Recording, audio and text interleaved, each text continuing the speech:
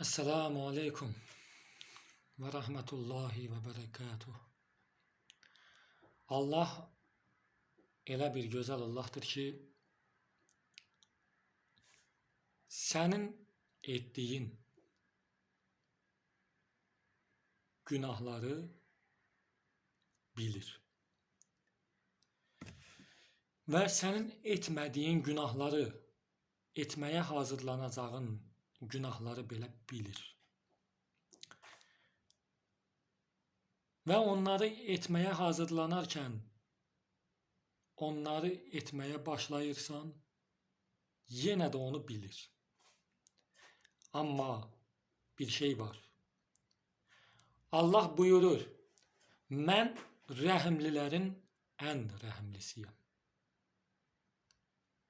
Allah əgər bir insanın qəlbinə mərhəmət yerləşdirmişsə də, deməli o mərhəmət onun qəlbinə Allahdan gəlib, yerləşib. Amma qəlbində mərhəmət olan şəxs nə Allah qədər, nə də Allahdan daha çox mərhəmətli deyildir. Və ona buna mərhəmət etsə belə, Allah qədər mərhəmətli və yaxud Allahdan daha da çox mərhəmətli ola bilməz. Və bir söz deyim. Allah Cəllə Cəlaluhu bir şəxsin isə qəlbinə mərhəmət göndərmir. Məzluma zülm edir, körpəyə zülm edir. Onlar bağırır, qışqırır, ağlayır. Nə olar, yazığın gəlsin mənə qarşı rəhimli ol deyir. O, qəlbində mərhəmət olmayan şəxslər isə susa məzlumlara zülm etməyə davam edirlər. Körpələrə, qocalara, yaşlılara, zəiflərə zülm etməyə davam edirlər. Çünki qəlblərində mərhəmət yoxdur. Ancaq ağızlarından çıxan kəlmə nədir? Sus! Yoxsa möhkəm döyəcəm. Sus! Sənə zülm verməyə davam edəcəm. Ağızlarından çıxan kəlmələr budur. Hər yetənin qəlbinə mərhəmət nəsib olunmur. Mərhəmət nəsib olmur. Mərhəmət yağmır.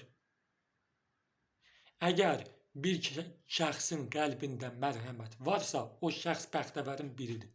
Bəxtəvərin yekəsidir. Bəxtəvər insandır. Və mərhəməti olmayan insanlaradır mənim sözüm. Onu bilin ki, minkir mələklərinin də mərhəməti olmayan zalimlara qarşı mərhəmətləri yoxdur. Mərhəmətləri yoxdur. Minkir zalimlara qəbir evində göndəriləndə onların qəlbində mərhəmət olmayacaq. Minkir məzlum insanlara, yaxşı insanlara, müsəlmanlara mərhəmətlidirlər. Amma zalimlara mərhəmətli olmayacaqlar. Necə ki, zalimlara yalvarırdılar, zalimlar yenə də rəhm etmirdi, vururdu məzlumları. Zalimlar da bir gün vaxt gələcək yalvaracaqlar. Minkir, nə olar məni vurmayın, qəbir evindəyəm, mənə əzab etməyin. Zalimlar mələklərə belə deyəcək. Deyəcək ki, bizlərə əzab etməyin, bizləri dünyaya göndərin, səhvlərimizi düzəldək. Amma mələklər də deyəcəklər ki, sus! Sənə əzab olunacaq əbədiyyətə qədər, daha da şiddətli əzablar verəcəyik sənə. Allahın icazəsi ilə veririk bu əzabları, deyəcəklər. Sənə lənət olsun, zalimsan deyəcəklər. Və beləcə sonsuza qədər şiddətli əzabları minkir zalimlara verməyə davam edəcəklər. Zalimlar necə ki, bu dünyada məzlumlara əzab edirlər. Rəhm etdiyir məzlumlar, rəhm etmirlər. İnanın ki, ey zalimlar, əzab mələkləri də, minkir mələkləri də sizə ən şiddətlisini qəbirdə edəcək. Siz də məzlumların yalvardığı kimi onlara yalvaracaqsınız. Onlar məzlumlara etdiyiniz pisliklərə görə, onlara qarşı mərhəmətsiz olduğunuza görə o mələklər də sizlərə qarşı mərhəmətli olmayacaq, mərhəmətsiz olacaq. Sizlərə elə şiddətli əzab verəcəklər ki, siz it kimi peşman olacaqsınız. Ey zalimlar, qəbir evində əzab çəkmədən Ora dönmədən indidən Allaha dönün ki, öləndə peşman olmayasınız. Cəzalar çəkməyəsiniz. Zalim yox, Müslüman olun. Zalim yox, məzlumu qoruyan olun. Və belə bir şey deyim. Allah Subhan və Teala rəhimlilərin ən rəhimlisidir. Allah yerlərin, səmaların və ikisi arasında olan hər şeyin Rəbbidir.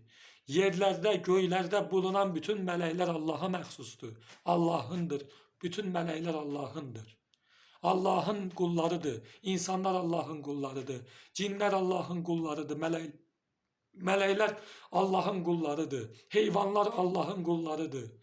Allahın yaratdığı qurd, quş, hər bir canlı, hər bir can daşıyan şəxs Allahın quludur. Və Allaha səcdə edən heyvanlar varkən, Allaha ibadət edən ağaclar, yarpaqlar varkən, cinlərin və insanların çoxusu niyə Allaha ibadət etmir? Allah ki buyurur: وَمَا خَلَقْنَا الْجِنَّ وَالْاِنْسَ إِلَّا لِيَعْبُدُونَ Mən cinləri və insanları yalnız mənə ibadət etməsi üçün yarattım. Yalnız mənə ibadət etmələri üçün yarattım. Mənə qulluq etsinlər deyə yarattım. Ardından isə buyurur: mən sizdən ruzi istəmirəm, məni yedirtmələrinizi də istəmirəm, məni yedirtməyinizi istəmirəm. Ruzini, bərəkəti sizə verən mənəm, yalnız ibadət edin. Onun sayəsində də sizə ruzi, bərəkət verim. Rızamı nəsib edeyim, razı olum, cənnətimi alım. Amma bunları Zariyat surəsi 56-cı ayədə buyurur. 57-ci ayədə buyurur. Və ardından da hansısa surədə, hansısa ayədə onu bilmirəm, buyurur ki, mən cinlərin və insanların çoxusunu, bir qismini cəhənnəmdə dolduracağam. Niyə? Çünki cinlərin və insanların çoxusu ibadət etmir.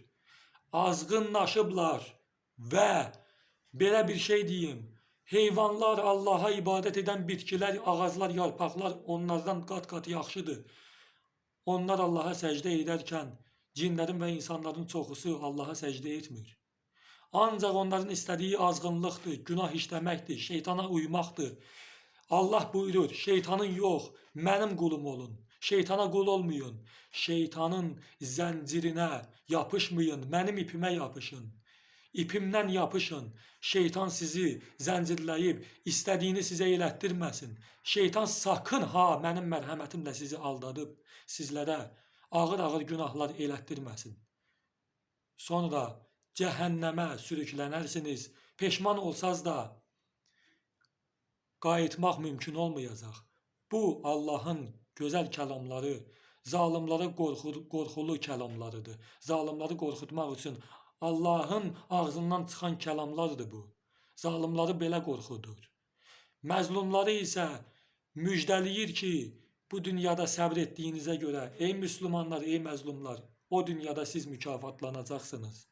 Zalimlara isə deyir ki, sizin etdiyiniz pisliklərə görə o dünyada sizləri şiddətli əzab gözləyir.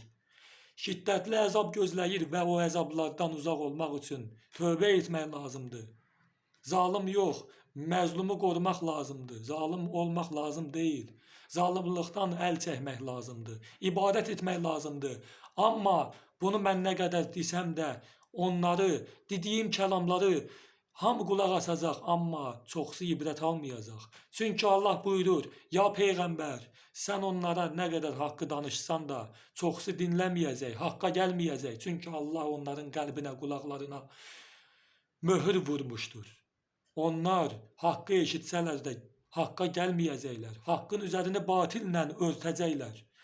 Haqqı bilib danışmayanlar da cəzalanacaqlar. Haqqı danışmaq lazımdır. Heç kimdən qorxmaq, yəni kimdənsə qorxmaq lazım deyil.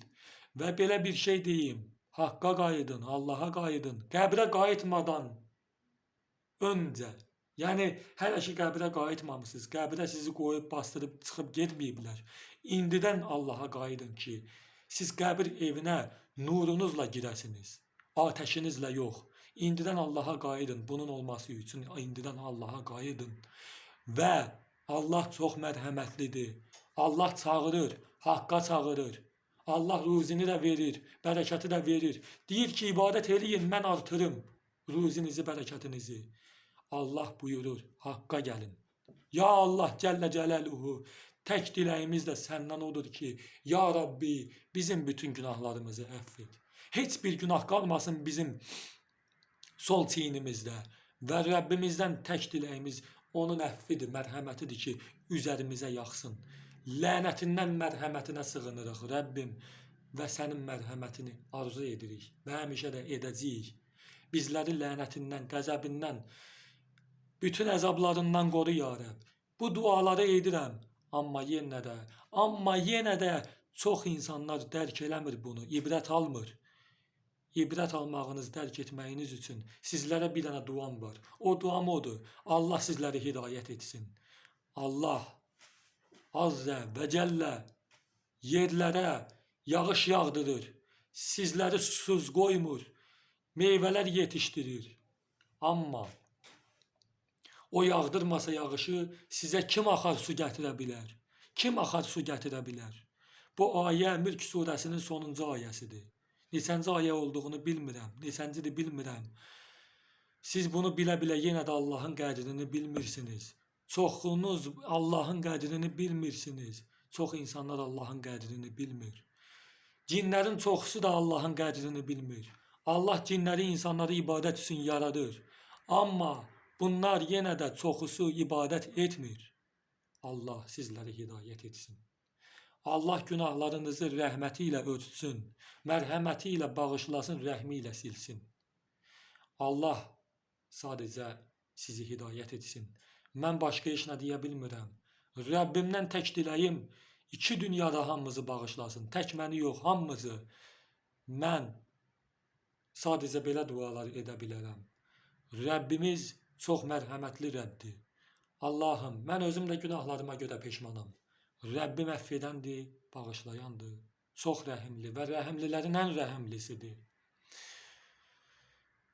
Allah sığal çəkir. Allah şəhidlik nəsib edəcək, bizləri müjdəliyir. İbadət etməsək, bunların heç biri bizə nəsib olmaz. İbadət etməliyik. Etməsək də hər gün Allah deyib, ona dua etməli, onu anmalıyıq bol-bol. Əgər bol-bol onu anmasaq, yad etməsək, o bizi qəbir evində yad etməz. Yad etməsi üçün bunları etmək lazımdır ki, qəbir evində Allah bizi unutmasın. İndidən Allahı unutmayaq ki, öləndə də qəbir evində Allah bizi unutmasın.